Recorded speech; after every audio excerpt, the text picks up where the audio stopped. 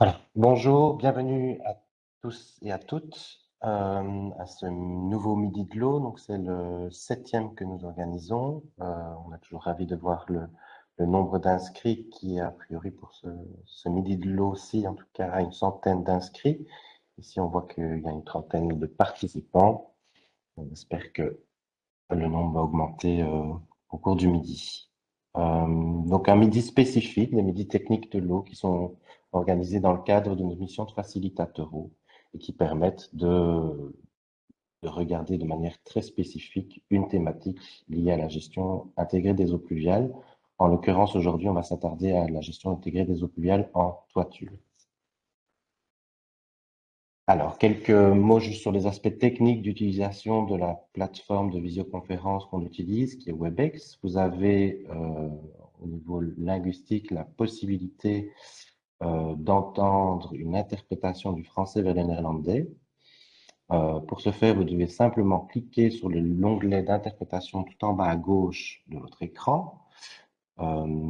Et ça vous permet du coup de sélectionner la langue souhaitée, en l'occurrence le néerlandais. Si vous voulez revenir à la langue originale, vous répétez la même opération.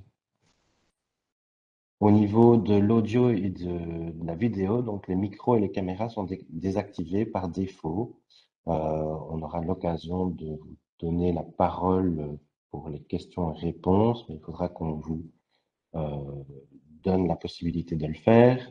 Autre aspect, c'est que le webinaire est enregistré pour pouvoir le rendre disponible au plus grand nombre sur le site de Bruxelles Environnement par après. Alors, au niveau des questions et réponses, plusieurs manières de procéder, soit oralement en levant la main. Si vous avez sur la droite normalement de votre écran la liste des participants avec votre nom à vous. Et quand vous passez sur votre nom, vous avez une petite main qui apparaît et qui vous donne la possibilité de lever la main. Vous devrez alors accepter l'activation du micro. Vous pourrez alors poser votre question et ne pas oublier, s'il vous plaît, de baisser votre main pour qu'on puisse trier les questions qui ont été répondues.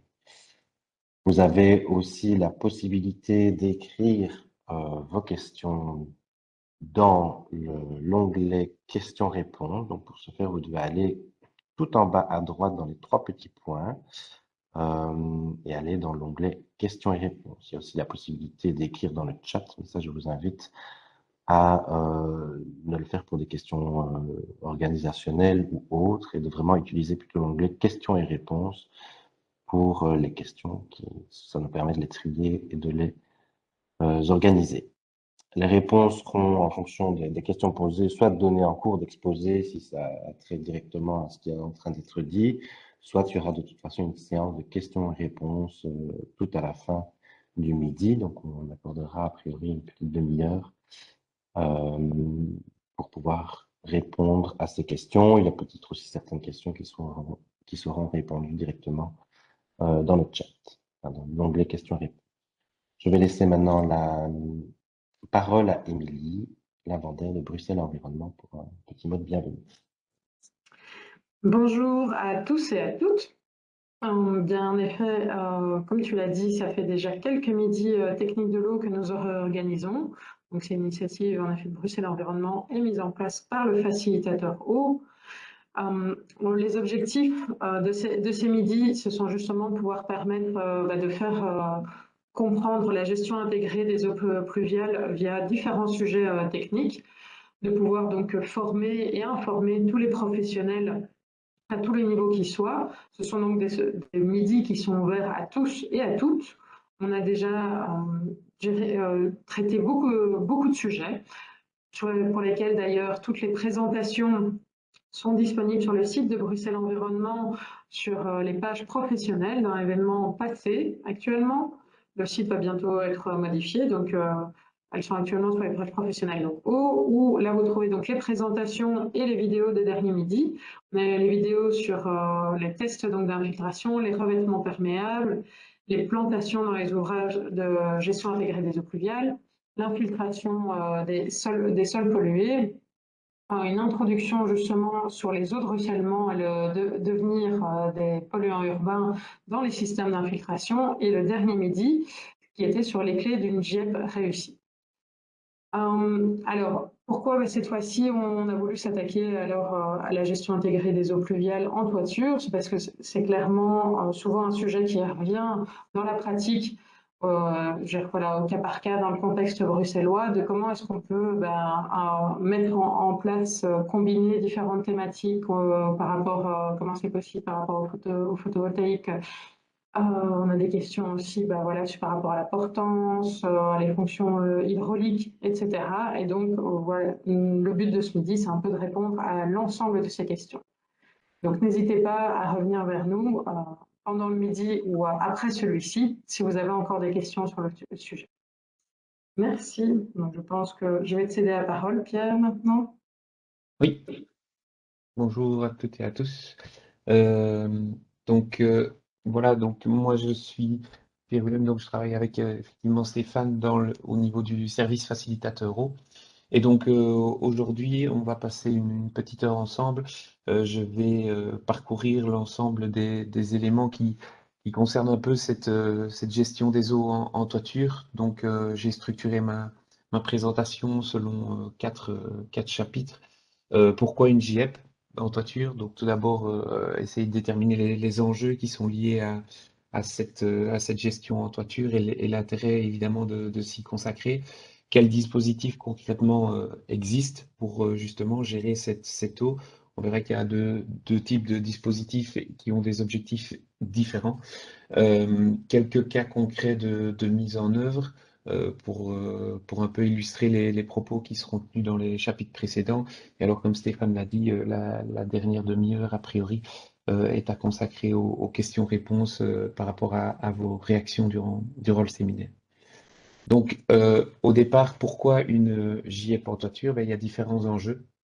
Il y a différents enjeux dans cette gestion intégrée des eaux en toiture. Ici, je présente un schéma qui est récurrent sur le site de Bruxelles Environnement où on, on illustre les différents dispositifs qui peuvent exister. Et on voit qu'ici, évidemment, la gestion en toiture fait partie intégrante en fait, de cette gestion intégrée à la parcelle, évidemment avec les avantages et les inconvénients qui lui incombent. Donc ici, le gros avantage, c'est que à ce moment-là, on gère l'eau le plus proche de son point de chute. Donc là, on a un avantage indéniable à essayer de gérer les éléments ainsi. Mais évidemment, en toiture, on n'a évidemment pas le phénomène d'infiltration et de cycle naturel. On a le phénomène d'évapotranspiration, mais on n'a pas cette possibilité d'infiltrer. Et donc, on va le voir, on a la possibilité de stocker ou d'évapotranspirer l'eau en toiture selon les dispositifs qu'on met en place. Donc, c'est évidemment un enjeu important au stade d'une gestion à la parcelle. Et donc, cette fameuse gestion intégrée des eaux de pluie, ben, elle a un objectif, c'est essayer de consacrer des dispositifs à la gestion de l'eau, mais pas que. Et donc, on voit qu'en toiture, ben, de plus en plus, on a cette nécessité d'introduire d'autres fonctions. Donc, les toitures terrasses notamment, donc les toitures sont de plus en plus exploitées au niveau des programmes.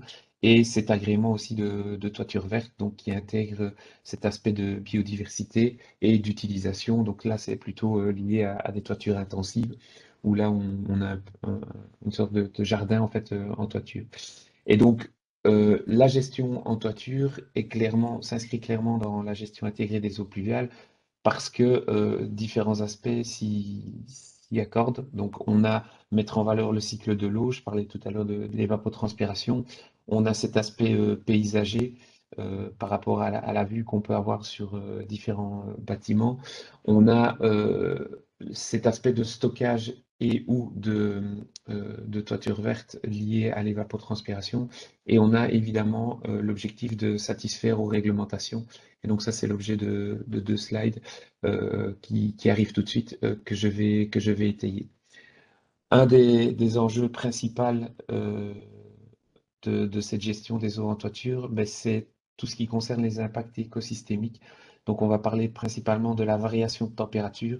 Donc ici, c'est quelques graphiques qui montrent l'évolution de la température au niveau d'une étanchéité à l'eau d'une toiture plate. Et là, on se retrouve avec, en toiture intensive, une variation très faible, alors que les toitures nues, justement, une fois qu'elles ont un ensoleillement relativement important, que ce soit en été et en hiver, elles ont un delta T relativement important, ce qui va évidemment engendrer un vieillissement plus rapide.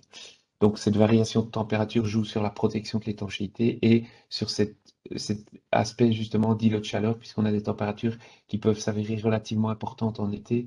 On monte jusqu'à des 80-90 degrés en toiture plate, alors que les toitures intensives, par exemple, se maintiennent à 20-25 degrés. Donc on a un rôle évidemment important à jouer à ce niveau-là. Et pour les toitures vertes, donc pas pour les toitures stockantes, mais on a cet effet d'évapotranspiration qui participe bien évidemment à cette gestion d'îlots de chaleur, ce rafraîchissement au sein des villes par rapport à cette vapeur d'eau qui se retrouve dans l'air. Donc ça, c'est les impacts écosystémiques. On a d'autres enjeux évidemment qui sont liés à la toiture, à la gestion en toiture.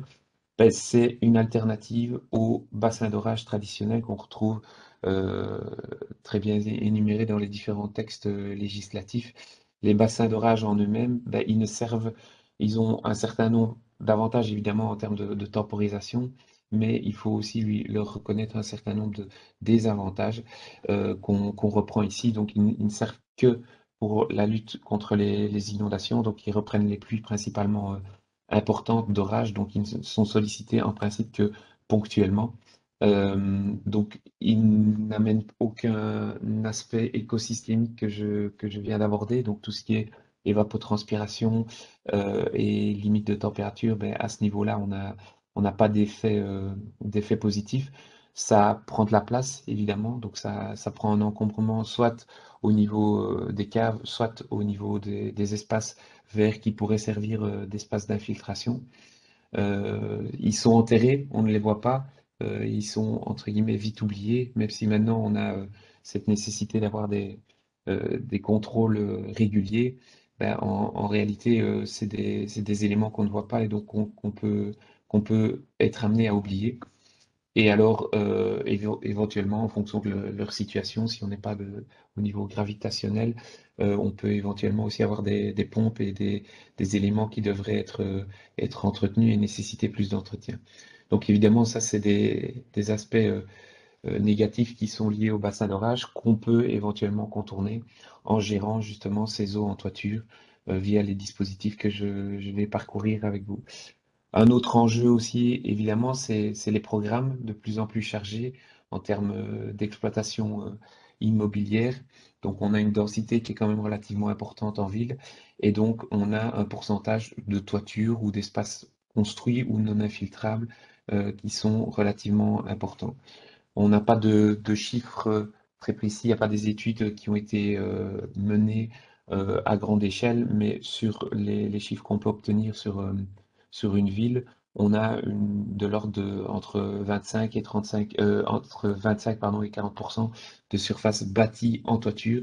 Et donc, évidemment, c'est un enjeu important que de mettre en place des dispositifs qui permettent de gérer cette eau pluviale en toiture. Et donc, de plus en plus aussi, en termes immobiliers, on essaye de construire plus haut, de réaménager les toitures, de rajouter des étages. Et en soi, on vient reconfigurer les toitures. Et donc, évidemment, là aussi, à ce niveau-là, on peut avoir un impact positif sur la gestion des eaux. Donc, le graphique ici à gauche, c'est simplement montrer l'évolution des surfaces imperméables. Donc là, je mets l'ensemble des superficies des différentes communes dans le même panier. Et donc, on se retrouve évidemment avec une surface imperméable qui est en augmentation, en tout cas durant les 50 dernières années. Et donc, c'est évidemment un enjeu important que de travailler sur les toitures plates. Au niveau législatif, ben, j'attire quand même l'attention sur différents éléments. Donc, il y a le règlement régional d'urbanisme qui, pour les toitures plates non accessibles de plus de 100 mètres carrés, neuves a priori, doivent être aménagées en toiture verdurisée. Et donc là, je donne les références. Donc là, évidemment, il y a une obligation légale sur le sujet. Il y a les permis d'environnement. Donc on prend en compte toutes les surfaces imperméabilisées. Donc on va plus loin fatalement que le RRU dans le cadre des permis d'environnement. Et il y a des exigences minimum de 25 litres par mètre carré avec des bituites. Donc là, évidemment, c'est des exigences minimum et on a justement, dans le cadre des missions facilitateurs, on a une approche au cas par cas par rapport aux contraintes d'un site ou d'un projet pour essayer de mettre en place des dispositifs les mieux intégrés au niveau des projets. Et enfin, pour certaines communes, ici j'ai mis l'exemple de Forêt, on a des RCU qui amènent des contraintes plus spécifiques, notamment que le RRU, donc notamment gérer les eaux pluviales in situ, ou dans le cadre de Forêt, des bassins d'orage d'une capacité de 50 litres par mètre carré. Donc voilà, au niveau des formulations, les règlements, en termes d'interprétation, on a parfois des éléments qui posent question. Et encore une fois, comme je le dis, au niveau du service facilitateur, on essaye de s'adapter au mieux au niveau des projets. Et donc, ici, simplement, juste pour terminer sur les aspects un peu législatifs, ben, vous avez trois colonnes ici, donc le RRU actuel, les permis d'environnement et les RRU futurs. Vous voyez qu'ici, ben, les toitures sont toujours concernées par par ces trois règlements. Et petite mention au niveau du RRU futur, donc qui va arriver, qui est en cours de relecture, qui a été déjà revu à maintes reprises. Donc ici, c'est vraiment pour donner les tendances. Si vous avez des questions sur le contenu exact, ben, fatalement, ne saura pas vous les donner ici, puisque justement le texte n'est pas encore sorti. Et donc, par rapport à cette philosophie de gestion intégrée des eaux de pluie, à l'heure actuelle, ben, réutiliser ben, le RRU, les permis d'environnement le demandent. Ce que les permis d'environnement rajoutent en plus comme contrainte, c'est éviter les inondations avec un tamponnage des grosses pluies. Évidemment, ce sera toujours inclus au niveau du futur RRU. Euh, et donc, il y a d'autres aspects qui ne sont pas repris dans les législations actuelles, mais qui auront tendance à être repris dans les futurs textes, à savoir réduire les pollutions en cours d'eau, donc zéro rejet à la parcelle, avec des dispositifs justement de GIEP, et rendre l'eau utile, donc profiter aux services écosystémiques que j'ai abordés tout à l'heure. Et donc, c'est essayer d'avoir des dispositifs à ciel ouvert et végétaliser pardon, un maximum pour justement lutter contre ces îlots de chaleur, de chaleur, donc mettre en place des îlots de fraîcheur et avoir une qualité du cadre de vie qui est améliorée en même temps que la biodiversité. Donc ça, c'est principalement au niveau des enjeux et donc le pourquoi d'un midi de ce type-ci. Maintenant, quel dispositif pour quel objectif? Ben, la gestion en toiture, en fait, elle repose sur deux principaux dispositifs, à savoir la toiture stockante et la toiture verte. Il y a différentes définitions qui circulent, etc. Et donc ici, moi, ce que je vais faire, c'est simplement donner ce dont on va parler. Et donc, la toiture stockante, c'est simplement un dispositif, donc c'est une définition relativement simple, qui permet de stocker temporairement un volume d'eau au plus près de la surface de réception, donc à savoir ici la toiture. J'arrive tout de suite sur des détails complémentaires. Et la toiture verte, c'est une toiture plate ou en pente. Il y en a qui sont en pente, j'y reviens tout à l'heure au niveau technique, et qui mettent en place des différentes couches pour le bon fonctionnement du substrat. Et donc là aussi, je vais revenir tout de suite sur ces différents dispositifs. Donc voilà, ces deux types de dispositifs, mais il faut être conscient que dans la gestion des eaux, ces deux dispositifs, ils concernent des aspects qui peuvent s'avérer différents. Et donc c'est pour ça aussi que ces deux dispositifs sont compatibles. Donc, il faut savoir que les toitures stockantes, un peu comme les bassins d'orage, comme je le disais tout à l'heure, ils servent principalement pour des pluies orageuses. Donc, une toiture stockante, c'est un bassin d'orage qui se retrouve en toiture. Et donc, en principe, elles ne sont activées, ces toitures stockantes, que lorsqu'il y a des événements pluvieux importants, contrairement justement aux toitures vertes, qui, elles, gèrent ben, la majorité des petites pluies et des pluies courantes. Je reviens tout de suite sur l'abattement des lames d'eau. Mais donc, c'est principalement ces petites pluies et ces pluies courantes euh, qui vont être intéressantes et qui vont être gérées par cette toiture verte. Au niveau de l'évacuation, ben, les toitures stockantes, étant donné que c'est un bassin d'orage en toiture, ben, on a une évacuation à débit régulé et fatalement un trop-plein si on a un événement pluvieux beaucoup plus important. Et donc, c'est un stockage qui s'avère temporaire dans le sens où cette eau, elle va arriver lors des événements pluvieux et elle va s'évacuer de manière régulée et donc elle va rester de manière temporaire en toiture. Là où la toiture verte, ben, on va avoir évidemment cette évapotranspiration dont je parlais tout à l'heure et une évacuation de trop-plein. C'est pour ça que je disais que ces éléments-là peuvent être compatibles. On peut avoir des dispositifs de toiture verte stockante. J'y reviens dans les slides un petit peu plus loin. Et donc le stockage, il est entre guillemets permanent, c'est-à-dire que les petites pluies pour des toitures vertes de l'ordre de 5 à 10, 15, 20 cm, ben, les petites pluies les plus courantes sont gérées de manière permanente, sont autogérées. Et donc, ça a un intérêt évidemment aussi en termes de gestion des eaux. Donc, pour les toitures stockantes, c'est ce que je dis, c'est ce que je termine de dire. Donc, vous avez les éléments classiques, traditionnels, qui sont des évacuations à débit régulé. Donc, vous avez un stockage d'une certaine épaisseur, j'y reviens un petit peu plus loin aussi, et donc vous avez un dispositif d'évacuation à débit régulé. Là aussi, j'y reviens plus en détail un petit peu plus loin, mais le principe, c'est que vous avez de l'eau qui arrive, elle se stocke ici et elle s'évacue au fur et à mesure via un dispositif de ce type-ci. À ne pas confondre avec un stockage permanent. On n'a pas d'exemple sur Bruxelles à l'heure actuelle, mais c'est des toitures qui sont en eau, dites en eau, qui ont fatalement un rôle esthétique et qui ont leur impact aussi en termes de biodiversité. Donc ici, vous avez l'exemple d'un hôtel à Amsterdam, où là, ben, l'ensemble de la toiture plate a été aménagé en plan d'eau. Et donc, ce dispositif-là est un stockage permanent. Ça peut être couplé à un stockage temporaire, évidemment. Donc, cet élément-là peut se remplir et s'évacuer. Mais c'est des dispositifs qui sont beaucoup moins fréquents et très spécifiques.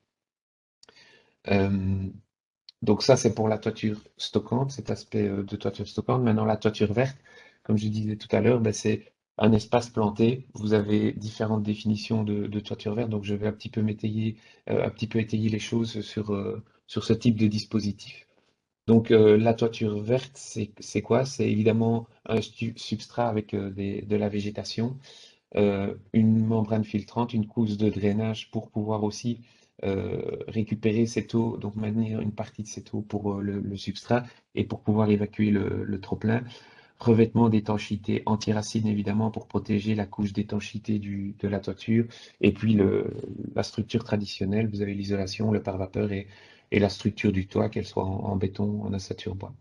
Et donc, cette toiture verte-là, elle va pouvoir se décliner selon différentes variantes. Et donc, vous avez ce qui est appelé toiture végétation intensive et végétation extensive. Donc les végétations extensives, c'est généralement, donc on entend un petit peu, selon les sources, on entend des épaisseurs de toitures différentes. Ici, j'ai pris la source du CSTC. Donc les toitures à végétation extensive, c'est généralement inférieur, enfin jusqu'à, on va dire, 10 cm. Et donc ça a différentes caractéristiques que je vais parcourir avec vous aussi un petit peu plus loin, en comparaison avec d'autres. Vous avez des toitures intensives qui, elles, sont plutôt de l'ordre de 25-30 cm. Et donc, fatalement, on n'a pas le même substrat sur les mêmes plantations, les mêmes végétations sur ce type de toiture type jardin et ce type de toiture extensive. Et entre les deux, vous avez, voilà, entre 10 et 25 cm, 30 cm, vous avez des toitures semi-toiture jardin légère, qu'on appelle aussi toiture semi-intensive. Et donc, c'est des éléments qui sont un petit peu entre les deux. Et on va voir tout de suite que ça a un impact sur la gestion des eaux. Donc ici, vous avez les caractéristiques un peu traditionnelles de ce type de toiture.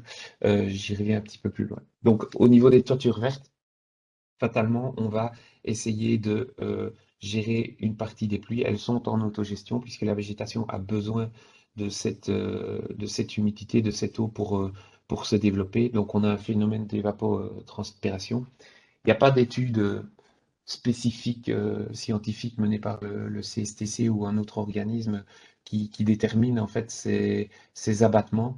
Ici, j'ai mis un tableau donc à titre indicatif aussi, mais qui est quand même relativement parlant, un tableau qui a été mis, qui est issu d'une étude qui a été faite à Paris sur la hauteur de l'âme d'eau qui serait absorbée par par les différentes toitures extensives jusqu'à un jardin suspendu.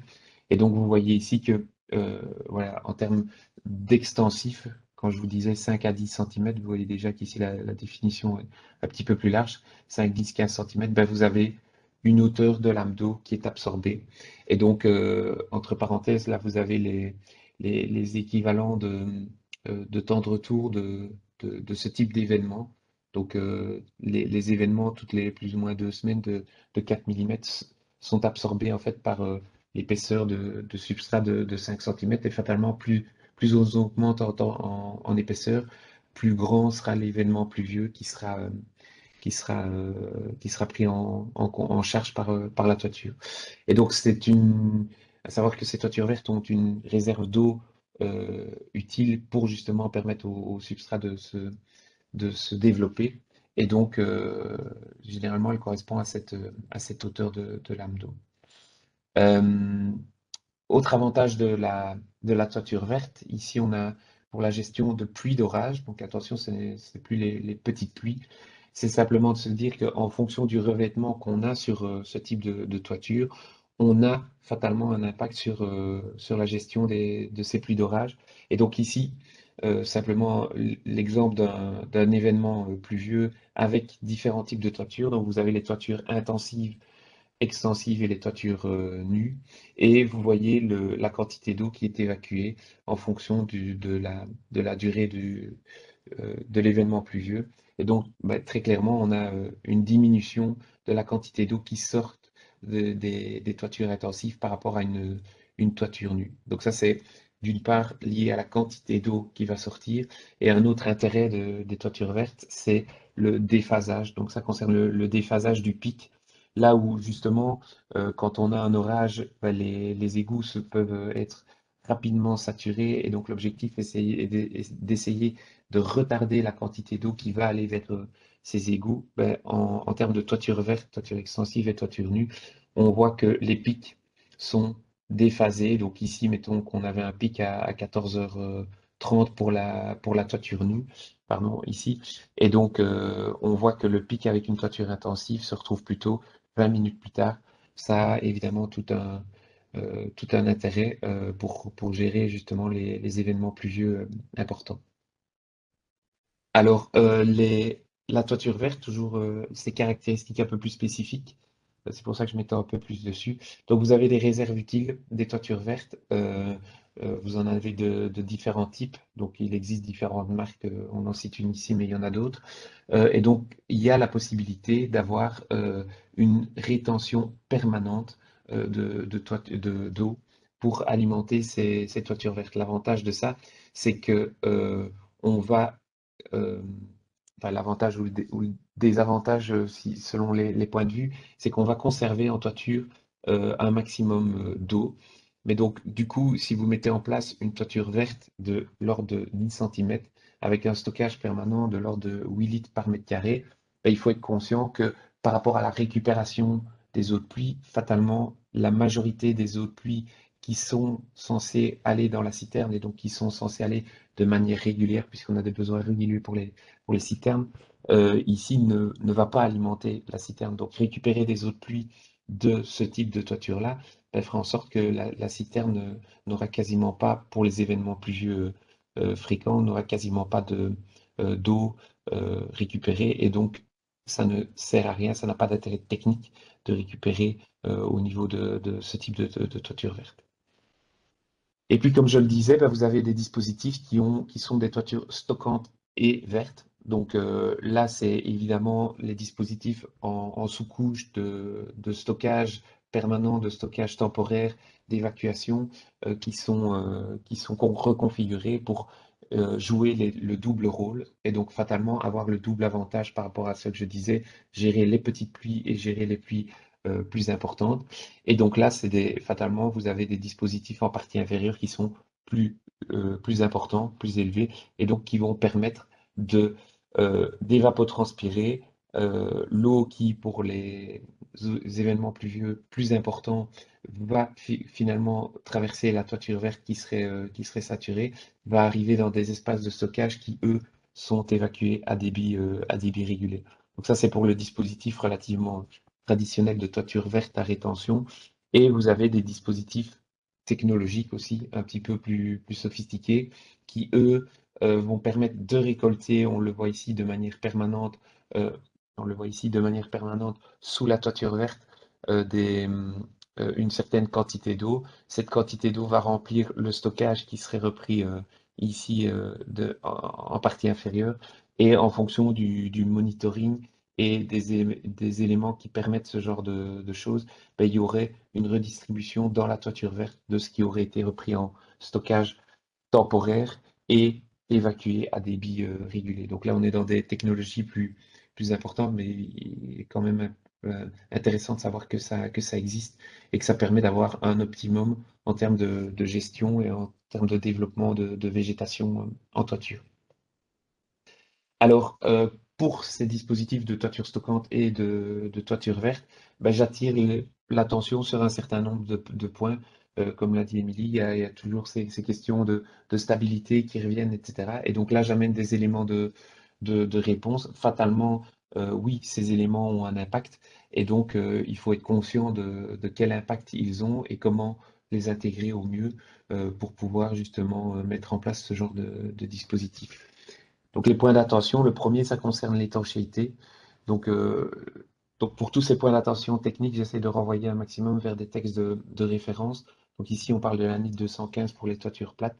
Ben, l'étanchéité, elle doit être pour ce type de dispositif multicouche et être en adhérence totale avec le support. Et on l'a vu tout à l'heure, ben, cette étanchéité dans des toitures de ce type, elles sont mieux protégées puisque elles ne sont pas exposées aux éléments, et on a une différence de température moins élevée puisqu'on a un delta T, on a moins d'ensoleillement, et donc du coup on se retrouve avec moins de sollicitation de ces couches d'étanchéité.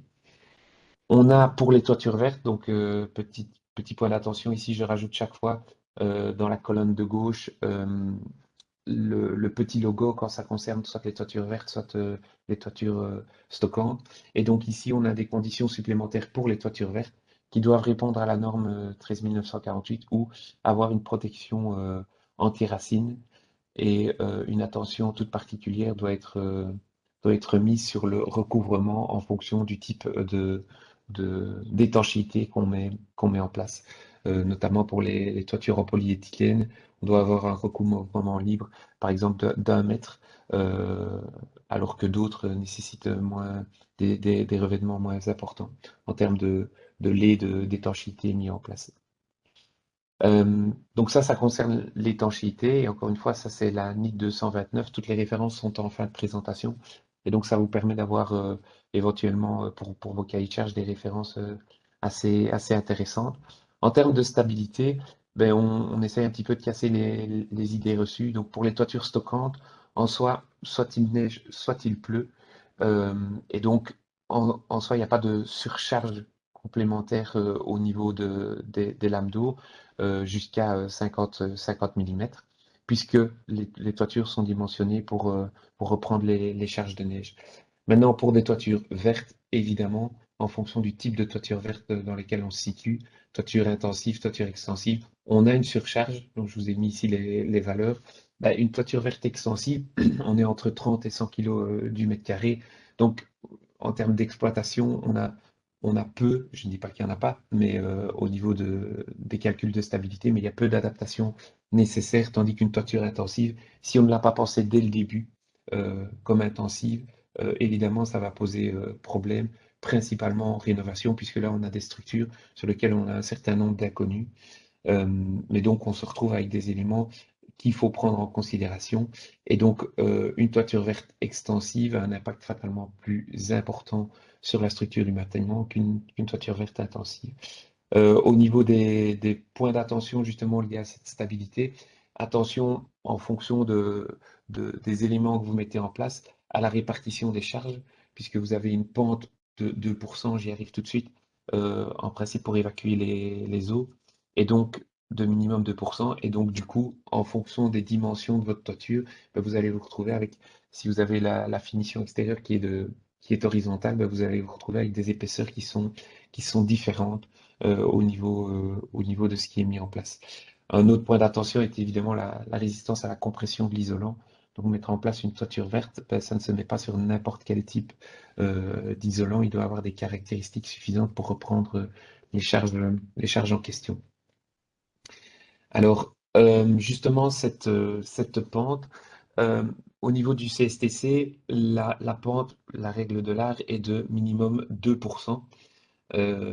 J'arrive tout de suite sur des pentes inférieures.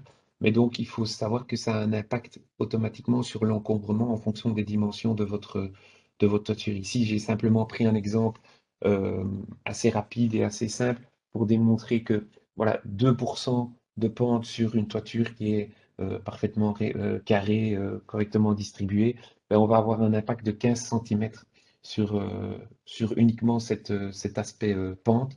Là où, quand on a 1,5%, on est plutôt à 13 et donc c'est plus ou moins proportionnel. Et donc, la hauteur de ce dispositif de pente ben, va varier en fonction de la pente qu'on va mettre en place. Et donc, l'encombrement, la hauteur d'acrotère, tous ces éléments-là sont évidemment liés à cet impact.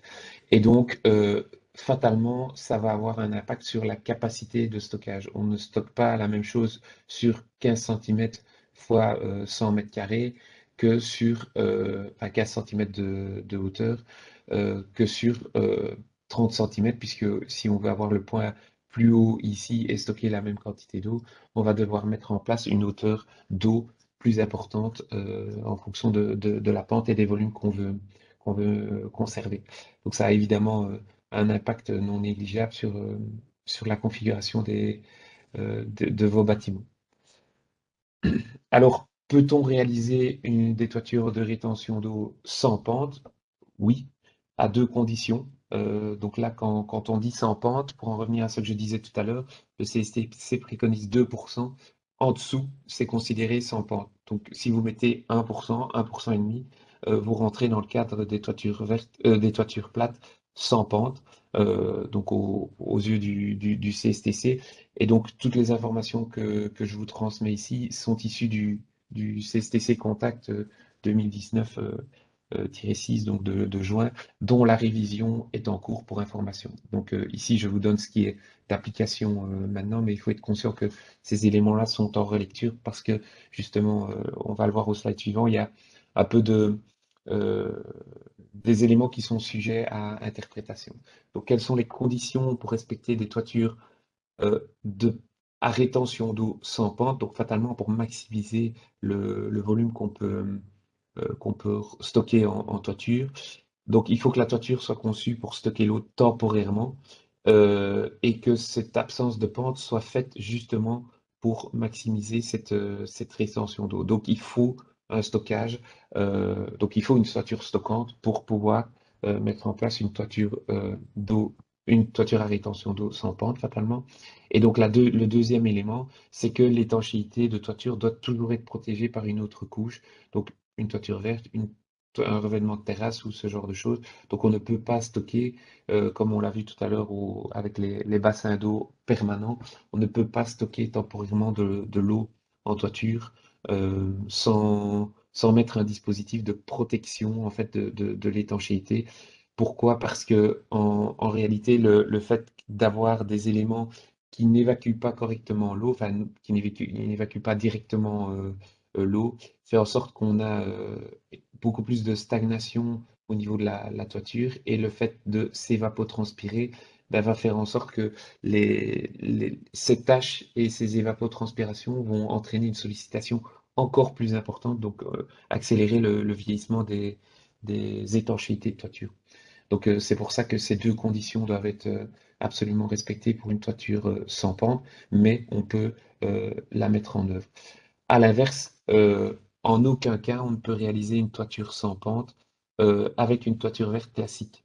Donc, on ne pourrait pas se dire, si, donc, je parlais tout à l'heure de toiture stockante, ben, si on ne met pas en place en dessous un dispositif de stockage en dessous de cette toiture verte, on ne peut pas la réaliser sans pente. Simplement, j'ai consulté le CSTC à ce niveau-là, ben, c'est simplement pour éviter qu'on mette en place une toiture verte classique et qu'au final, on ne respecte pas les règles de bonne pratique qui nécessitent, enfin, qui permettent d'évacuer l'eau de manière classique, donc pour limiter les coûts et donc se passer de cette pente de toiture. Et donc, évidemment, un autre cas, c'est les toitures inversées. Et donc, là où l'isolant se retrouve beaucoup plus sollicité, ben, elles ne sont pas faites pour stocker l'eau. Et donc, évidemment, on ne peut pas mettre ça en place dans ce genre, dans ce type de structure. Et enfin, le troisième, comme je vous disais, le CSTC Contact est en cours de révision. Et donc, en aucun cas, on peut mettre en place une toiture de rétention dans une toiture plate dans laquelle la rétention d'eau ne consiste qu'à ralentir l'évacuation des eaux. Donc ça, j'ai repris exactement ce qui est repris dans le CST Contact.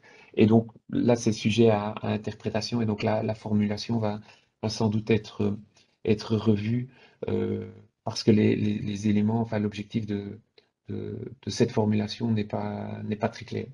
Donc voilà, pour information, ces éléments de pente ont un impact sur la gestion et sur les volumes à gérer. On peut réaliser des toitures sans pente, mais il y a un certain nombre de conditions à respecter. Alors, quelques points d'attention évidemment quand on réalise une toiture sans pente. Ben, la première chose, c'est qu'en cours de chantier, justement parce que cette pente n'est pas réalisée, vous allez avoir des matériaux qui vont garder l'humidité, que ce soit le béton, que ce soit vos assatures bois, vos OSB, donc avant la mise en place de l'étanchéité. Alors que, pour rappel, au niveau de l'étanchéité, il faut une adhésion complète de l'étanchéité au support. Et donc, c'est hyper important en termes de timing au niveau du chantier, si on met en place ce genre de dispositif, ben, d'être conscient qu'il faut limiter le temps où la toiture est exposée, puisque l'étanchéité doit avoir une adhésion complète. Pour des toitures à rétention ben, sans pente, on a des charges complémentaires et des charges permanentes, fatalement, puisqu'on se retrouve avec un dispositif qui peut stocker l'eau de manière plus ou moins temporaire, permanente. Et donc, on a des éléments à prendre en considération à ce niveau-là.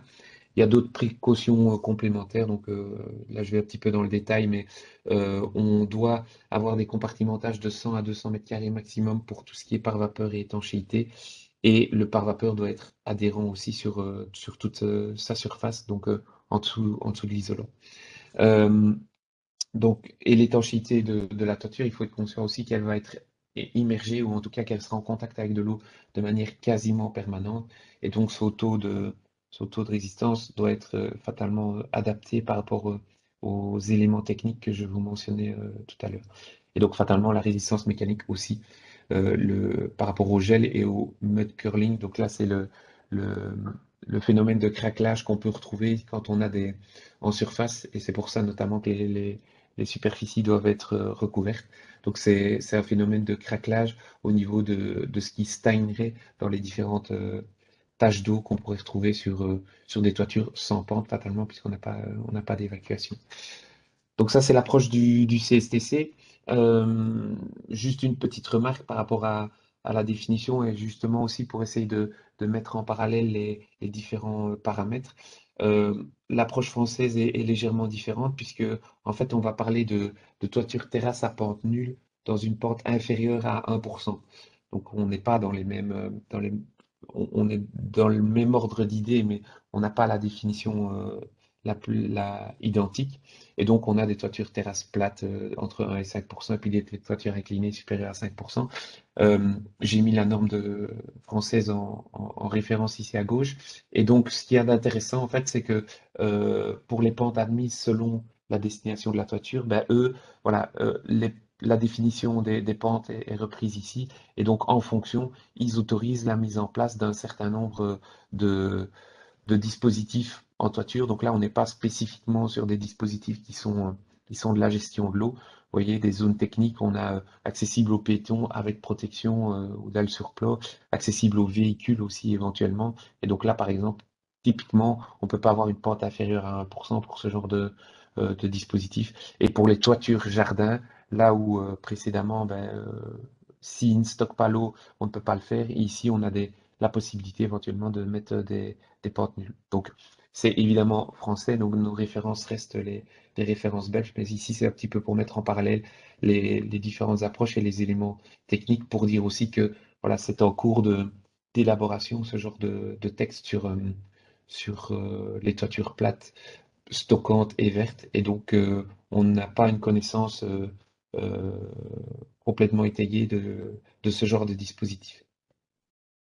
Alors, juste pour euh, la pente, pour terminer sur l'aspect pente, ben, évidemment, en fonction du type de dispositif de toiture verte, on met en place ce genre de dispositif sur des pentes de manière un peu différente. Donc, les extensives, donc les épaisseurs relativement fines, on se retrouve avec jusqu'à 35 degrés sans ancrage. Donc, il y a des dispositifs qui existent. Semi-intensif, ben, on est plutôt à 30. Et intensif, vous voyez qu'on est ici de l'ordre de 1 à 6 degrés. Et donc, il faut être conscient aussi que dès qu'on met des toitures en pente pour l'entretien, et ça j'y arrive aussi au niveau des points d'attention, c'est évidemment important de se retrouver avec un accès facilité. Et donc l'exemple que j'ai ici pour la crèche numéro 9, je peux faire un petit retour d'expérience aussi là-dessus. Donc, et fatalement, plus vous allez mettre des éléments en pente, plus vous allez diminuer votre stockage fatalement, puisque les alvéoles qui stockent l'eau vont se retrouver en pente et donc vont voir leur volume réduit. Et donc ici, petit retour d'expérience pour la crèche numéro 9. Euh, donc ici, en fait, vous avez un dispositif d'ancrage fatalement, puisque vous êtes avec une toiture intensive et on est supérieur, vous le voyez, à 1 à 6%. Et donc ce sont des dispositifs de ce type-là dans lequel on est venu au fur et à mesure mettre des éléments, enfin, mettre le substrat, donc euh, le drainage et la couche en dessous. Donc on ne le voit pas ici, mais il est situé ici en dessous. Et donc c'est des dispositifs qui peuvent donner un attrait au bâtiment, mais il faut savoir que en termes d'entretien et en termes de vieillissement, ça nécessite une attention très particulière. Et, euh, et donc, ça ne doit pas être négligé quand on décide de mettre en place ce genre de choses. Il faut vraiment avoir derrière un backup ou en tout cas un service d'entretien qui soit régulier pour pouvoir justement parer aux éventuelles obstructions des éléments d'évacuation ou le développement de plantes qui seraient plutôt assez invasives au niveau de la toiture. Donc, on est dans une toiture jardin, donc on a un entretien qui est nécessaire et plus important. Au niveau des techniques, donc il y a Bruxelles Environnement a mis en place une FAQ que vous retrouvez ici, donc la compatibilité entre panneaux solaires et conception de toiture verte. Euh, donc fatalement, ici ça concerne les toitures vertes. Ça a évidemment un avantage, donc ça permet de... C'est pas incompatible, donc ça c'est la première chose à bien retenir, c'est absolument pas incompatible. Maintenant, il y a évidemment des points d'attention, notamment en termes de type de plante à mettre en place et assurer une bonne évacuation des eaux pluviales en fonction des ancrages des techniques de toiture. Donc là, vous avez plus d'éléments dans la FAQ. Mais ça a évidemment un avantage indéniable puisque on parlait de gestion intégrée. Ici, on a production d'énergie renouvelable, on a un minimum de biodiversité, on a de la gestion de l'eau. Donc, c'est évidemment des dispositifs qu'il ne faut certainement pas écarter en mentionnant une incompatibilité. Et donc, amélioration du rendement et protection fatalement physique des membranes d'étanchéité. Ça, on en a parlé à plusieurs reprises ici. Au niveau de l'entretien, toutes les toitures s'entretiennent, y compris les toitures plates, y compris fatalement aussi les toitures plates stockantes ou les toitures plates vertes. Donc ça, de manière générale, de manière générale, il y a un entretien qui est nécessaire. Un stockage, ça nécessite deux visites par an. Donc au niveau des membranes d'étanchéité, des solins, voir si il n'y a pas de vieillissement prématuré de ces éléments-là. Et on doit nettoyer les systèmes d'évacuation, mais comme on le fait de manière assez traditionnelle dans tout type de toiture. Et c'est conseillé fatalement en automne et avant l'été. Et donc la toiture verte, comme je le disais, comme je termine de le dire, ben, vous avez des éléments qui nécessitent un entretien beaucoup plus régulier. Donc les toitures intensives. Euh, donc type un espace vert planté, tandis que des toitures extensives, c'est plutôt une visite par an, 1 à 2 visites par an pour essayer de nettoyer justement les dispositifs d'évacuation et voir si le tout fonctionne. En termes de dimensionnement maintenant, comment est-ce qu'on dimensionne justement ce stockage? Ben, vous avez la méthode simplifiée pour ceux qui ont déjà suivi les guidances facilitateurs. Ben, ça, en première approche, on a cette pluie centenale de 60 mm en 4 heures, et donc ces 60 mm tombent sur la parcelle, sur la toiture, et donc comment est-ce qu'on peut, enfin, quelle quantité d'eau est-ce qu'on va pouvoir stocker, euh, quel dispositif est-ce qu'on va mettre en place pour essayer de stocker ce genre de phénomène pluvieux. Ou alors vous avez la méthode des pluies. Donc ici, je détaille un petit peu la manière dont ça fonctionne, qu'on utilise pour diminuer généralement, donc pour permettre un dimensionnement plus précis des systèmes de stockage en prenant en compte l'infiltration du sol. Ben, ici, plutôt que de prendre en compte l'infiltration, puisqu'on l'a vu en début de présentation, il n'y a pas d'infiltration liée à ça, ben, on va prendre le débit d'évacuation qui sera calculé justement pour essayer de dimensionner ce système de stockage. C'est évidemment une méthode itérative puisqu'on va essayer d'aller retrouver la pluie qui est la plus pénalisante en termes de durée et en termes d'intensité pour essayer de voir quelle est la pluie dimensionnante pour son dispositif. Et donc, je reviens avec ce tableau de l'étude qui a été faite à Paris. Donc, fatalement, si vous avez une toiture verte, ben, elle va abattre une certaine épaisseur de pluie. Et donc, cette épaisseur-là est soutirée du stockage éventuel que vous auriez mis en place en dessous. Donc, le stockage éventuel qui serait mis en dessous, ben, c'est évidemment une toiture stockante. Si vous avez des toitures stockantes de type Saule, donc structure alvéolaire ultra légère, donc type Nidarhouf ou d'autres marques, ben, ça a un taux de vide relativement important.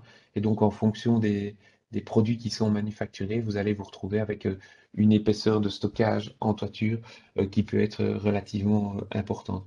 Encore une fois, j'attire ici l'attention sur la pente de la toiture qui va diminuer ou non, justement, qui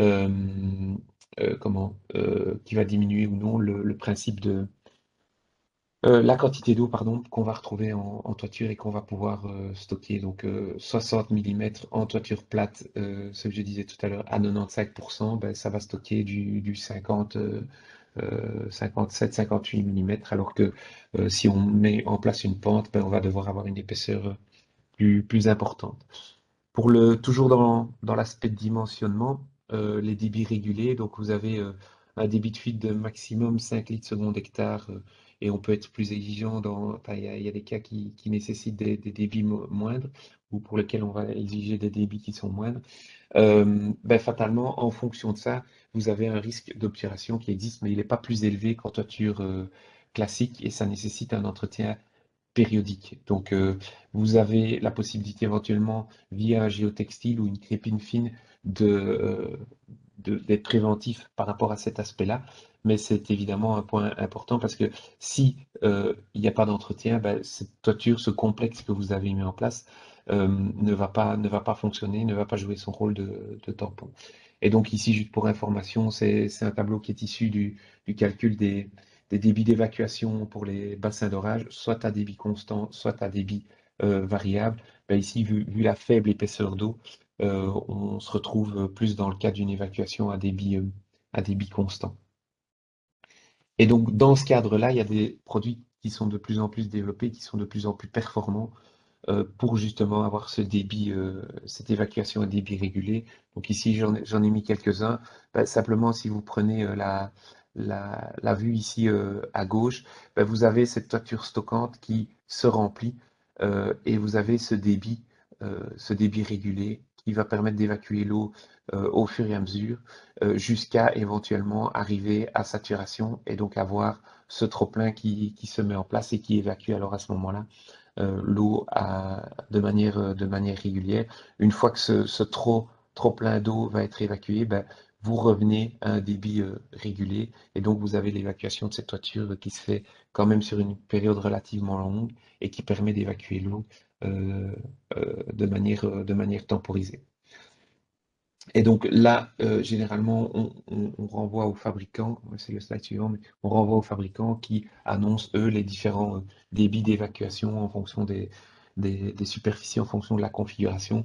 Un produit qui peut s'avérer intéressant aussi, donc c'est le produit de chez Geberit, le système Pluvia, qui lui va limiter en fait la quantité de tuyaux d'évacuation que vous allez mettre en place.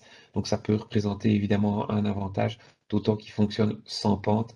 Et donc c'est des dispositifs qui permettent de gagner de l'espace dans les espaces intérieurs, donc de gagner de la place, et donc de limiter la quantité d'éléments, et donc de limiter aussi la durée d'entretien, puisqu'on a moins d'éléments à entretenir. Le système, il est relativement simple. De manière traditionnelle, il évacue à débit régulier et une fois qu'on a une certaine quantité d'eau, il se met en charge et vous avez une évacuation au niveau de la pression. Donc vous pouvez, à ce niveau-là, les fabricants peuvent vous renseigner assez facilement. Et dans le cas où on a plus que nécessaire, ben, on a évidemment le stockage, le trop-plein qui se met en œuvre.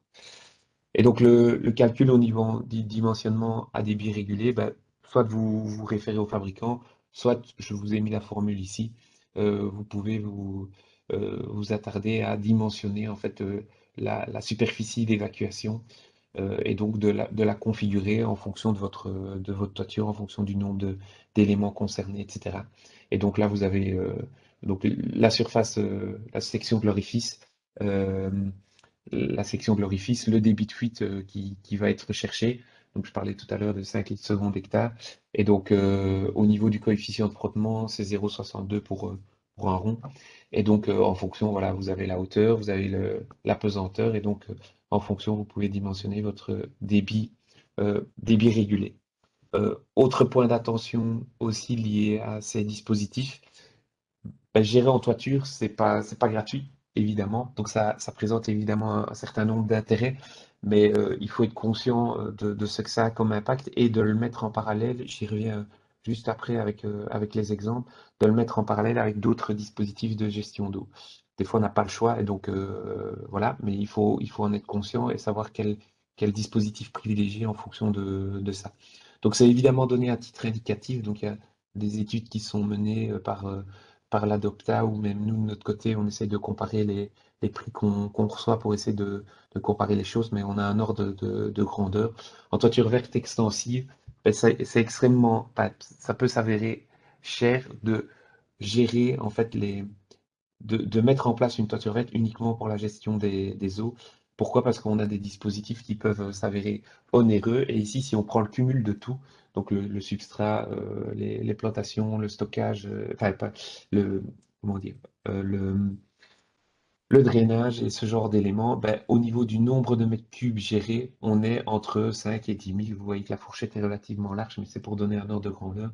Plus ou moins 7 500 euros du mètre cube géré, du mètre cube d'eau pluviale. Donc on a ramené ça à quelque chose de tangible pour essayer un petit peu de comparer les choses. C'est en tout cas ce qu'on essaye de faire au niveau de la gestion intégrée des eaux. Et pour le stockage, on est plutôt entre 1000 et 3000 euros du mètre cube, donc de l'ordre de 2000 euros. Donc vous voyez qu'il y a déjà une grande différence entre la gestion des eaux via une toiture verte et via un dispositif de stockage. C'est évidemment à comparer, donc c'est pas un surplus ici, c'est un coût au mètre cube, c'est évidemment à comparer avec les coûts fixes d'une toiture, avec les étanchéités, les pentes, les graviers, etc. Donc ici, c'est vraiment les dispositifs purs et durs pris en considération par rapport au nombre de mètres cubes à gérer. Il y a évidemment d'autres choses, je en parlais tout à l'heure, les exigences urbanistiques de toiture verte et les avantages fatalement écosystémiques qu'on retrouve pour justement ces toitures vertes. Donc évidemment, c'est des arbitrages à avoir à chaque fois au niveau de la gestion d'un projet. Au niveau des autres points d'attention, quelques éléments, notamment en termes d'acoustique. Fatalement, une toiture stockante a peu d'impact acoustique, une toiture verte en a. Il n'y a pas de gêne olfactive ni d'insectes nuisibles dans une toiture stockante puisque c'est temporaire. Et fatalement, au niveau des toitures vertes, encore moins puisque c'est quelque chose qui permet de développer la biodiversité. Euh, Donc, selon l'épaisseur, on a un type de biodiversité qui se développe plus ou moins importante. Et alors, la petite approche énergétique, donc fatalement, le stockage n'a pas d'impact énergétique. La toiture verte amène des couches supplémentaires, mais ça ne remplacera évidemment pas 2 ou 3 centimètres d'isolant en plus, donc ça a un faible impact.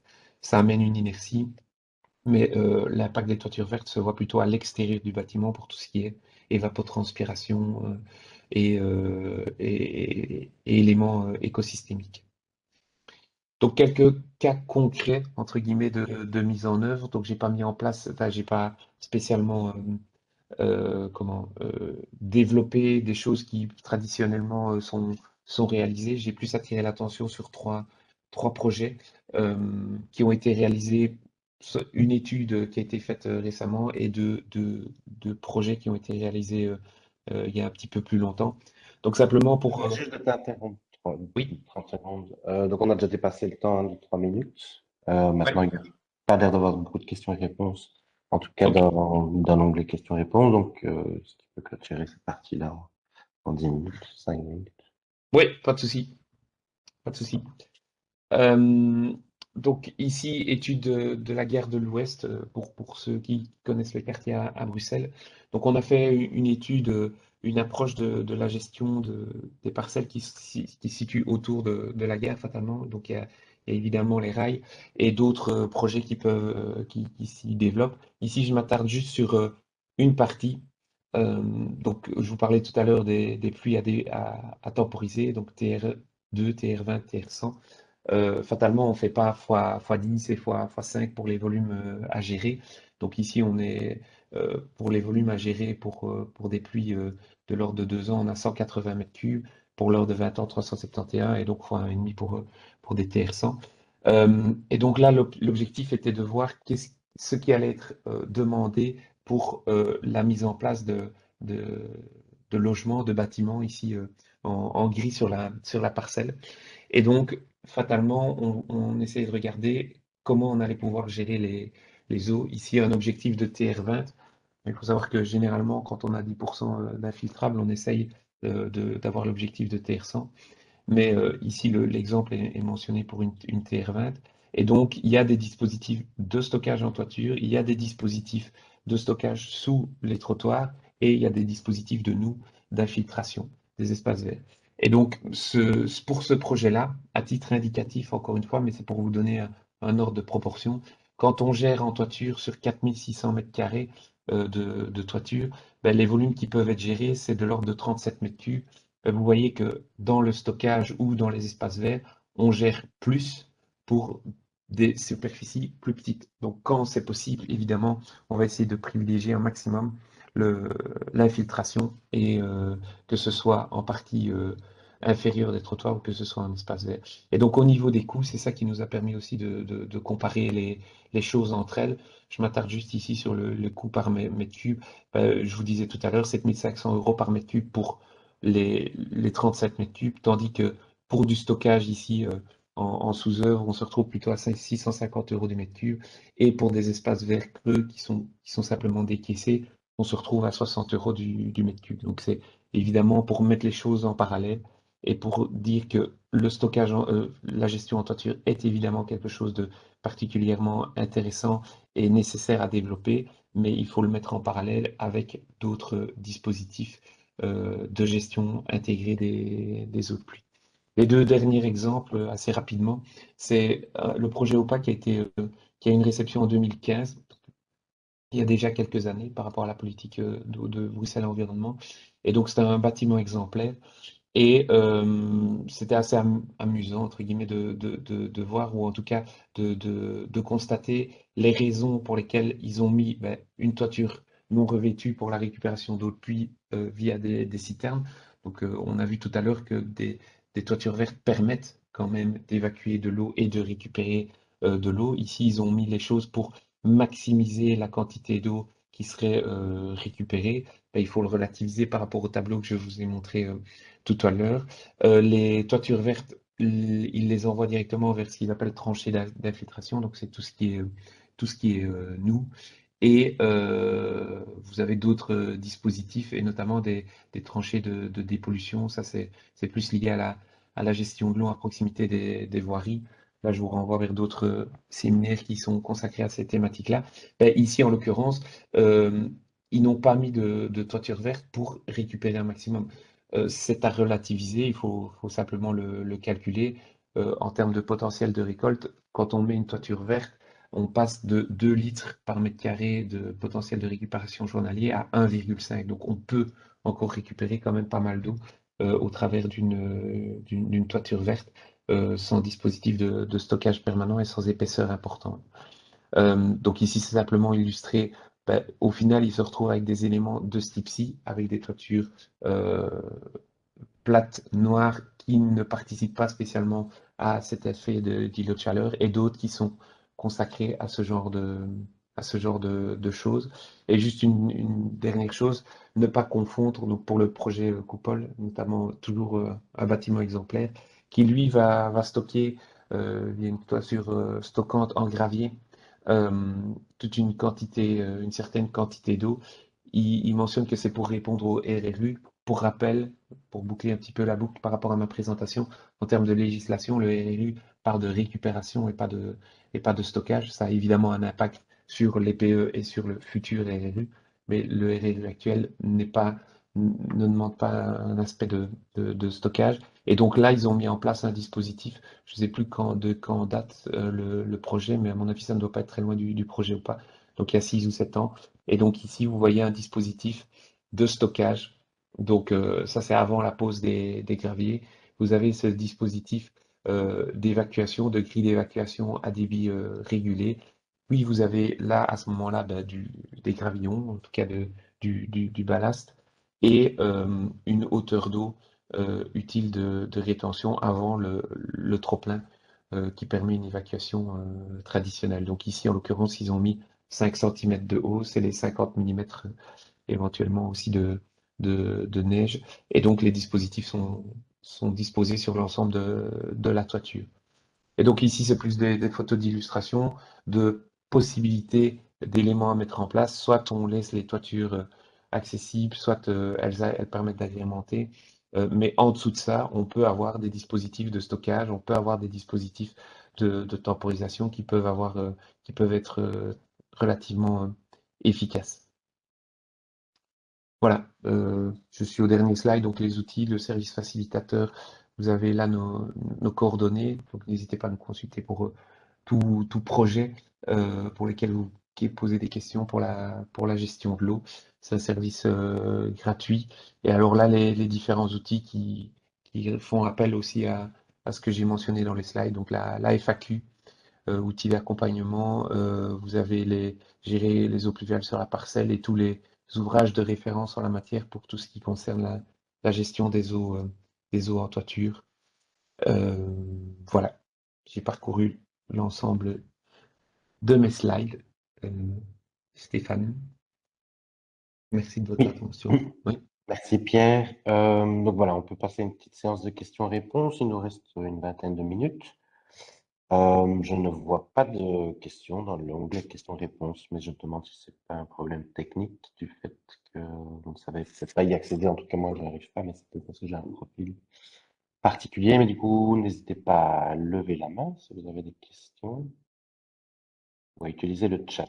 Je sais que ça fonctionne, étant donné qu'il y a déjà eu une question de Sophie Van je l'ai Rick. vu Donc, passer. j'ai répondu de manière écrite, mais je peux préciser de manière orale. Donc, Sophie Van Rick de la commune de Woluwe-Saint-Lambert demandait si on pouvait venir mettre des panneaux solaires photovoltaïques sur une toiture qui est déjà végétalisée, si c'était compatible. Donc, il y a en effet la possibilité de combiner les deux, mais évidemment, il y a des points d'attention à avoir. Vous avez deux documents qui existent dans la FAQ, donc la FAQ ce qui répond à une série de questions sur l'eau, sur le site de Bruxelles Environnement. J'ai mis le lien dans le chat qui vous explique un petit peu les points d'attention à avoir pour la compatibilité entre différentes utilisations de toiture et notamment l'utilisation pour du photovoltaïque et de la végétalisation. Et pour les aspects végétalisation, il faut évidemment s'assurer qu'on a suffisamment de soleil pour les plantes pour qu'elles puissent se développer. Donc, notamment, on ne peut pas avoir évidemment des panneaux qui sont trop resserrés. Il faut respecter une certaine interdistance entre les deux, mais sinon, ça peut avoir plutôt même des effets bénéfiques, à savoir que les rendements des panneaux peuvent être meilleurs quand on a une toiture végétale autour, parce que ça permet de refroidir en fait l'espace en dessous des panneaux. Voilà. Et évidemment, les toitures où on a des panneaux photovoltaïques qui vont sur l'entièreté de la toiture de manière extrêmement dense, c'est évidemment pas possible de combiner les deux.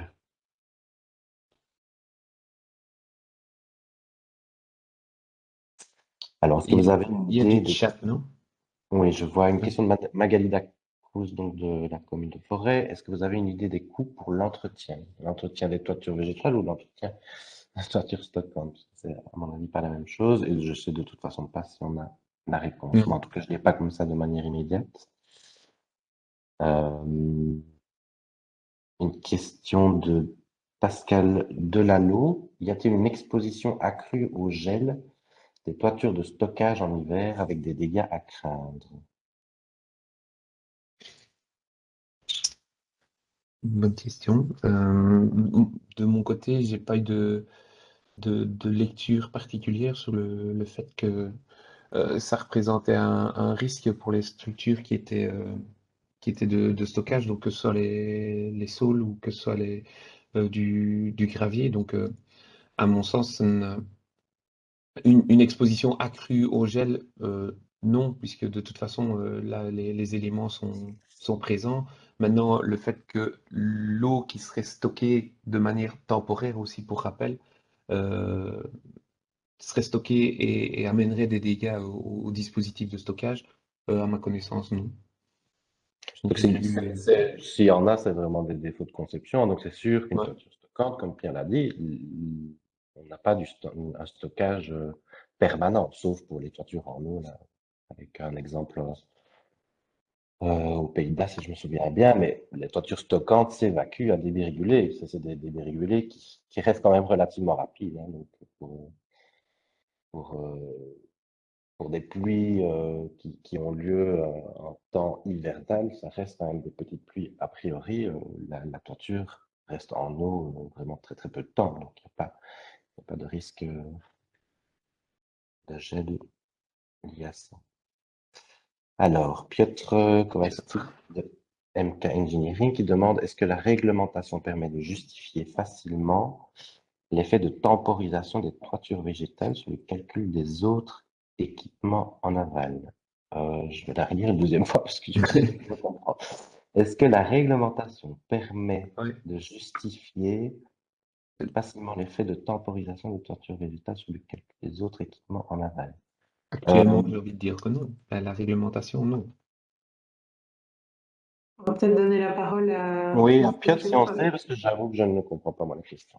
Mais c'est savoir si on peut retirer, à mon avis, les volumes qui seraient temporisés en toiture via la toiture verte d'un bassin d'orage qu'on mettrait en place plus Ok, d'accord. en aval. Enfin, à mon Ah, sens. Maintenant, ok. tout à Voilà, fait. Donc, j'ai compris.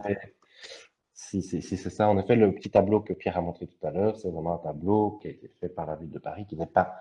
Il a été validé sur base de différentes études qu'il y a pu y avoir dans le monde, hein, sur les lames d'eau qui sont abattues. Donc, si on a une toiture de 5 cm de substrat, on sait abattre, donc gérer totalement la toiture, toutes les pluies jusqu'à 4 mm a priori.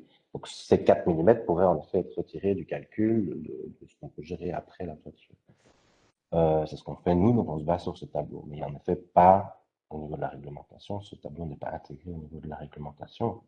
Euh, et on aimerait bien évidemment faire valider ce genre de choses par des études plus complètes, notamment par le CSTC. Mais pour le moment, c'est un peu le seul type de tableau qu'on a. Bah, merci Stéphane, je pense que mon micro a été réactivé. Vous Oui, m'entendez? Oui, ouais, voilà.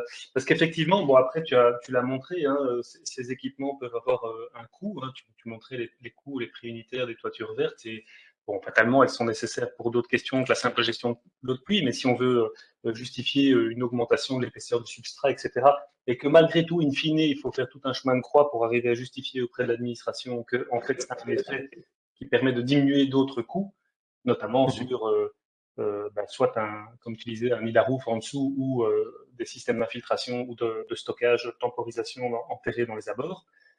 Enfin, voilà, il faut aider les auteurs de projets parce que on peut pas. C'est chouette de dire que tout ça vaut la peine, mais si après il faut se battre derrière et qu'on n'est même pas sûr d'y arriver, le facteur risque quand on travaille avec des développeurs, c'est qu'ils en veulent pas et donc on ne retient pas l'option, quoi. Tout à fait. Mais ici, Voilà. Ça, à ce stade-ci, non, ça reste plutôt une responsabilité, on va dire, du concepteur de dire, ben voilà, selon les informations qu'on a à l'heure actuelle, moi, je peux vous dire que je peux diminuer mes ouvrages après de X mètres cubes parce que je considère qu'en toiture sera géré autant de mètres cubes, quoi. c'est ça. Voilà. Bah, peut-être que le facilitateur pourrait faire une petite note de base qui permettrait de se poser dessus après coup, quoi, pour que la responsabilité Bah, soit pas que à charge oui. des auteurs de projet. Nous, on peut se baser que sur des résultats d'études scientifiques. Donc, je ne Mhm. sais pas s'il y a des personnes du CSTC aujourd'hui, mais on nous a déjà sollicités pour faire ce C'est ça. type d'études. Parce que le problème, c'est que les études actuellement, il y en a plein, des études à travers le monde sur la gestion des eaux en toiture, mais elles ne s'attardent que sur les pluies d'orage. Oui. Or, on l'a montré. Et puis, Les courantes les nappes d'eau qui sont abattues en toiture végétale, sauf si on a évidemment 80 cm de substrat, mais c'est quand même rarissime. Pour la majorité des toitures végétales qu'on met en place, 5-10 cm de substrat, bah, ce sont les petites pluies qui sont gérées. Donc, on aimerait bien avoir cette information-là sur base annuelle, savoir si en effet toutes les pluies de 4 mm sont gérées. Mais il me semble que sur la unité du CSTC toiture verte, il y a quand même, donc je ne sais plus quel est son numéro, je crois que tu en as parlé, Pierre, pendant la présentation, il y a quand même quelques schémas d'absorption par les toitures Oui, mais vertes. ça n'analyse que des événements pluvieux orageux. Nous, on C'est aimerait ça, bien avoir quelque chose sur 2-3 ans, d'évaluer vraiment un peu toutes les pluies, quoi, les pluies c'est ça, courantes. c'est ça. De savoir Parce que, si aujourd'hui il pleut 2 mm et demain il en pleut 4, si en effet les 2 mm d'aujourd'hui seront évapotranspirés avant qu'il y ait les 4 mm de demain. Tu vois. c'est C'est ça. ce que le tableau suggère pour le moment. Il dit une toiture végétale de 5 cm de substrat, tous les événements pluvieux jusqu'à 4 mm seront évapotranspirés dans un délai suffisamment rapide que pour rabattre tous ces événements pluvieux-là. Oui. Voilà. Puisque j'ai le micro ouvert, juste pour information, la NIT 215, ils viennent de publier la 280 qui remplace la 215. C'est ce matin qu'on a reçu un mail du CSTC. Voilà. Voilà, comme ça vous serez update, vraiment hyper update. Et évidemment, toute la question des pentes reste quand même souvent aussi en phase d'exécution et parfois en phase d'étude avec les architectes une question, parce que comment fonctionnent effectivement correctement ces systèmes, par exemple type nid à roof, quand il y a une pente, en fait, le volume effectif est très très faible finalement. Et donc moi j'ai eu plusieurs dossiers où on avait prescrit des équivalents Nidarouf ou Dinarouf, et finalement maîtrisait pas bien le volume effectif stocké temporisé dans ces alvéoles. Et petit à petit, les différentes composantes de l'équipe ont retiré leur certitude et leur garantie, et on est repassé sur des systèmes traditionnels, quoi. Et ça, oui, c'est tout à fait un point d'attention à avoir dès le début de la Et dans cette unité 280, la nouvelle, ils refont référence à ce petit CSTC Contact de 2019. C'est quand même dommage, parce qu'ils viennent de republier la 280, et à aucun moment ils disent clairement, je viens de faire un contrôle find dans le document. Et donc voilà, c'est important. Avec des saules, donc des structures alvéolaires ultra légères, il y a a priori la possibilité du coup de faire une toiture à pente nulle. Oui, mais tu le sens, hein, c'est dans un CSTC Contact, dans un petit article, machin, c'est pas dans une NIT. Non, je suis d'accord. Pour les garanties, les assurances et tout ce qu'il y a derrière, personne n'est à l'aise. Hein. Avec des textes qui font, comme tu le disais, Pierre, sujet à interprétation, parce que c'est pas super bien formulé. Enfin, moi, voilà, j'ai un dossier récemment, boum, ça vient de sauter, quoi, 2000 m² ou 1500, je sais plus, de nid à roof qui saute, quoi. Et on fait des gros bassins en béton à côté, quoi. Et donc, c'est quand même dommage. Voilà. C'est des points sur lesquels il faudrait continuer à mettre des garanties auprès des auteurs de projets, des entreprises, parce que sans ça. Tout à fait. Mais c'est en effet pas Bruxelles Environnement, ni nous en tant que facilitateurs qui pourront donner ça. C'est vraiment les organismes scientifiques et de Oui. certification qui peuvent. Ah bah, on espère que le CSTC. Voilà. Merci, Voilà. Je merci ne de sais pas m'avoir s'il y a donné la quelqu'un du parole. CSTC, il peut lever la main pour prendre la parole. Alors, une question de Florian, mais je n'ai pas accès au nom de famille. Auriez-vous des prescriptions techniques de base pour un cahier de charge pour des toitures végétales et ou de stockage? C'est à moi de répondre. Bah, à ce niveau-là, je pense que les prescriptions type cahier de charge exact, non. Maintenant, enfin, moi, l'objectif de mes slides, c'était justement de faire référence au texte, enfin, et Piotr en a parlé, au texte qu'il faut citer et aux éléments techniques qu'on peut aller reprendre pour le type de membrane, le type, mais formulé en tant que cahier de charge, moi, personnellement, je n'ai pas. C'est peut-être dans le cahier de charge type de la région wallonne? Ouais, mais je suis même pas sûr qu'il soit très évocateur sur le sujet. Je peux éventuellement regarder, mais euh, je pense- euh, enfin, on peut répondre par la suite, pour ne pas non plus. Je sais pas si. Il n'y a pas d'autres questions, Ok. pour le moment en tout cas. Pas d'autres. Je ne vois pas non plus de main levée, enfin, il me semble pas.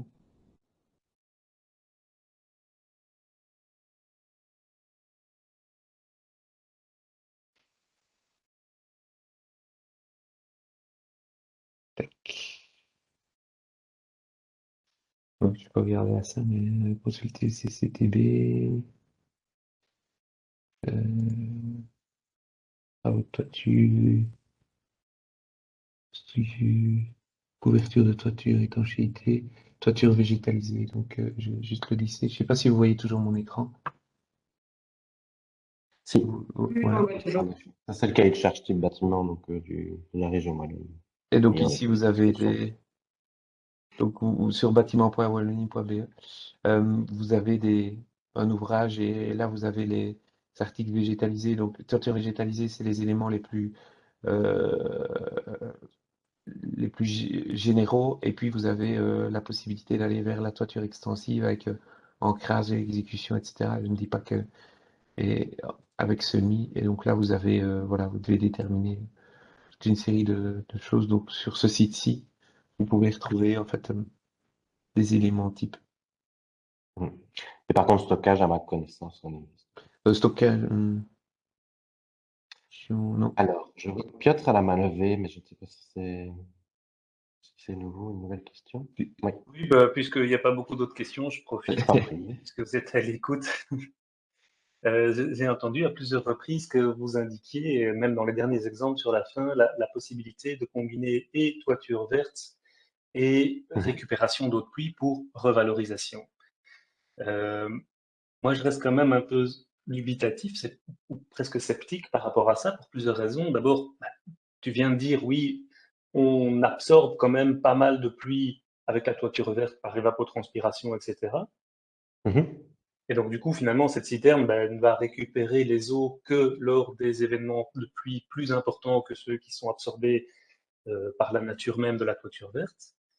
Et Mhm. donc, du coup, ça veut dire que si tu veux correctement valoriser ta citerne, il faut en augmenter le volume pour collecter beaucoup plus quand il y a des pluies importantes et stocker pour une durée plus longue. Et deuxième, enfin, me semble-t-il, que c'est ce que je viens de Oui, dire, c'est la donc, route. Et d'autre part, tu as quand même souvent cette question de les alluvions, enfin c'est pas le bon terme, qu'est-ce qui est, les éléments qui sont emportés du substrat de la toiture verte. Moi j'ai quand matière même vu pas organique. mal de Oui. toitures Mhm. vertes où finalement l'eau qui en sort, en tout cas les premiers mois, elle est pas du tout transparente, quoi. Et Oui, donc tout à fait. qu'est-ce qu'il en est au niveau des filtres, de la gestion, de l'exploitation, de la maintenance sur les pompes et les compagnies, et puis la couleur de l'eau qui arrive dans les toilettes ou dans la machine à laver, ou quel que soit le système. Et donc Mhm. voilà, soyez quand même peut-être attentifs quand vous avez ce discours-là, de quand même nuancer, parce que moi j'ai quand même l'impression qu'il faut un peu nuancer. Alors, donc pour la partie récupération, compatibilité entre les deux. Une toiture nue, réellement, l'optimum de volume de stockage, c'est 50 litres par mètre carré. Le RRU, il impose 33 litres par mètre carré, qui correspond plutôt à une toiture végétale extensive, en fait. Donc, par rapport à une toiture nue, une toiture végétale extensive, selon le petit tableau hein, qu'on a à disposition, il permet d'abattre les événements pluvieux jusqu'à 4 mm. Donc, ça veut dire qu'il y a quand même encore 70, plus ou moins 70% de la quantité d'eau annuelle qui va passer à travers ce type de toiture. Donc, il n'y a pas une énorme évapotranspiration de ce type de toiture. Et à ce moment-là, l'optimum, c'est 33 litres par mètre carré de volume de stockage. Ok. Par contre, en effet, quand on arrive sur des toitures déjà semi-intensives, donc 10, 15 cm de substrat, on arrive à gérer jusqu'à 8 à 10 mm, des événements pluvieux jusqu'à 8 à 10 mm. Et donc à ce moment-là, en effet, on a 80% des événements pluvieux qui sont gérés en toiture. Donc à ce moment-là, il n'y a vraiment plus que les orages d'été, de 8 à 10 mm qui vont passer. Et donc à ce moment-là, nous, en effet, on considère qu'il n'y a pas d'intérêt à mettre une citerne de récupération, sauf une petite citerne de récupération aérienne, si on a quand même pas mal de toitures, qui permettra quand même de récupérer quelques mètres cubes d'eau et d'arroser le jardin, par exemple. Mais en tout cas, pas des gros volumes comme dans les autres cas. Donc ça, c'est pour la partie récupération. Et pour la partie coloration de l'eau, c'est sûr qu'on a des colorations de l'eau, mais qui s'atténuent quand même vraiment fort hein, au cours du temps. On sait qu'après 1 ou 2 ans de mise en place de toiture végétale, pareil, extensive, on a quand même une coloration de l'eau qui est très très faible. Nous, on a fait l'expérience ici au bureau, j'ai fait l'expérience aussi chez moi à titre personnel. On voit quand même que l'eau est brune au début, mais après un an ou deux, elle est presque claire, on ne voit pratiquement plus.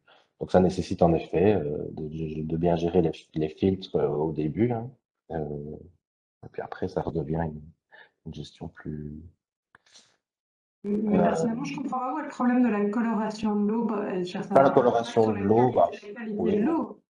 C'est en effet pas si problématique que ça si les gens sont sensibilisés. Nous, ici, en effet, Oui, on a pour moi, des c'est un nous, faux un peu problème. C'est une brunâtres, c'est question pas de problématique. comportement.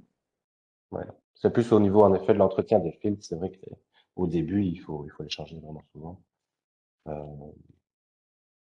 C'est pas tout à fait un faux problème, hein. Merci pour ta réponse, mais donc effectivement, je pense que tous ceux qui sont autour de la table aujourd'hui, ils vont le comprendre et ils vont l'accepter. Mais quand vous faites des logements sociaux ou des logements publics ou des logements standing et que vous faites des bâtiments de 20, 30, 40 logements, il y a un certain nombre de personnes qui vont pas apprécier. Et vous, en tant qu'auteur de projet, ben, parfois, vous devez assumer. Et donc, ah, l'eau est brune. Ben oui, c'est normal. Ah, mais moi, j'aime pas. Ben voilà. Et donc, je ne dis pas que c'est un vrai problème, mais c'est quand même une réalité et qu'il y a des plaintes. Et donc, voilà. Ah oui, c'est tout à fait. Mais donc, On il est faut la conscient. solutionner par de la sensibilisation. Moi, je dis pas Ouais. par de la suppression. Ouais. Parce que du coup, on en arrive à des situations où on ne met pas du tout où on met une citerne, le volume qui est là, et puis après, on ne branche que sur l'entretien. Et donc, en fait, la citerne ne sert à rien. Donc, Mhm. voilà. Oui. Ou Merci. peut-être la rebrancher un an ou deux plus tard, quoi. Ouais, ok. Oui, aussi. Voilà, je ne sais pas Merci, s'il y a merci pour les réponses. de rien. Voilà, je ne sais pas s'il y a encore des questions. Je n'en vois pas en tout cas. Et de toute façon, on arrive au bout. Donc, je vous propose de clôturer. Donc, il reste peut-être un dernier slide avec juste l'information sur le prochain midi technique Non. de l'eau qui aura Ah ouais, lieu a ah ouais. priori en En juin. juin. Et on s'attardera à la gestion intégrée des eaux pluviales en rénovation, parce que c'est sûr que c'est une problématique récurrente. On a pas mal de demandes de comment faire en rénovation. On est évidemment plus contraint qu'en nouvelle construction. Or, ça représente quand même la majorité des projets en région bruxelloise. Et donc, on essaiera justement de se baser sur des exemples concrets de projets qu'on a pu avoir en guidant sur ce qui a pu être mis en œuvre en rénovation et jusqu'à quelle ambition finalement on a pu aller. Voilà, je vous remercie toutes et tous pour votre participation. Si Émilie veut dire un petit mot de revoir. Non, je me rejoins à tes remerciements. Merci également à Pierre et à toi pour la présentation et la modération. Et en effet, on reste disponible pour toute question, que ce soit sur l'adresse mail du facilitateur eau pour les questions techniques ou voilà, pour d'autres questions qui doivent être répondues par Bruxelles Environnement. Vous pouvez me contacter évidemment aussi. Et je vous souhaite un bon après-midi. Bon après-midi. Merci. Bon après-midi.